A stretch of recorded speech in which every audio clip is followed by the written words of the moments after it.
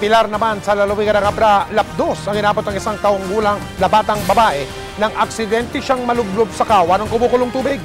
Wala raw nakapansin na naglalaro ang bata malapit sa kawa. Nakatutok si Bridget Mayor ng GMA Ilocos. Walang tigil sa pag-iyak ang isang taong gulang na si Elaine Tobias. Nalapnos ang malaking bahagi ng katawan ng bata matapos malublob sa isang malaking kawa ng kumukulong tubig sa kanilang bahay sa Pilar, Abra.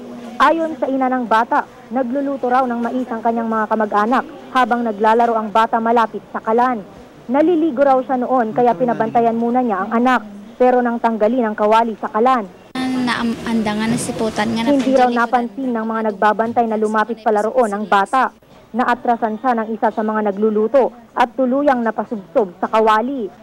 Unang isinugod ang bata sa Medicare Hospital sa Villavicosa at kalaunay inilipat sa Abra Provincial Hospital. Second-degree burn to left upper. Nagtamo ng second-degree burns ang bata sa kaliwang bahagi ng kanyang dibdib at sa balikat. Sa ngayon ay nasa maayos ng kondisyon ang batang si Elaine. Bridget Mayor, nakatutok, 20.